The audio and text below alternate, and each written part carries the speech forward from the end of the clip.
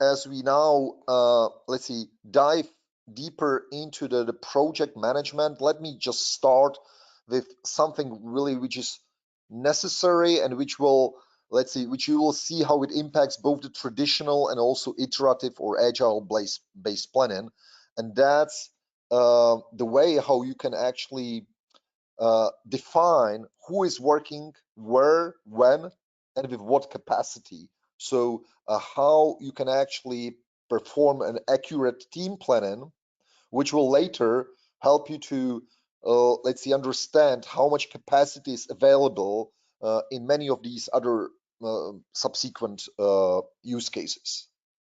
So for that, let me go first into Polarion, and I'll just start speaking about the, let's see, the structure that I'm supposed to present today. So we are in Polarion. It's our Polarion demo environment. By the way, everything what I'm showing today, you will get the credentials at the end of today's webinar, so you'll be able to see the same reports, the same capabilities by yourself. In this case, it's a Polarion project where we manage multiple different disciplines, system requirements, test cases, software requirements, and also the work breakdown structure, where the work breakdown structure is quite easy, which is work package and task. But as I said, let's start with the first use case, which is management of the teams. So the out of the box, I mean, there is no real support of a team inside of the Polarion interface. So the first challenge for us was really to understand what is necessary to cover the team management enough, so later we can provide the right predictions and automations. How we solve it, that we introduce a concept of a team, which is specific to a particular project in Polarion. And in a team, you have a so-called team assignments. So you know exactly who is working in a given team, but not only who, but when.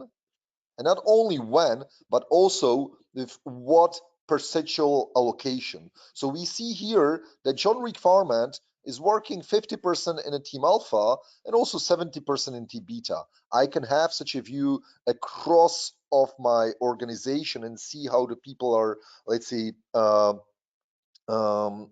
assigned to a different projects across multiple even projects. And we can immediately also see, I mean, whether the people are not over assigned to multiple teams. As we see here is that John is working 50% here, 70% there. This results in a 120% allocation over, let's see, all that timeline, which is simply wrong. So what we can do, we can definitely reduce it. So we say, hey, this will be only reduced to 50% here, and suddenly the issue is gone. We can save it. So this is really pretty important asset, that we have a notion of a team. Team has assignments. We can see who is working when, and this will now help us to better understand whether the projects are realistic to be delivered in time or not.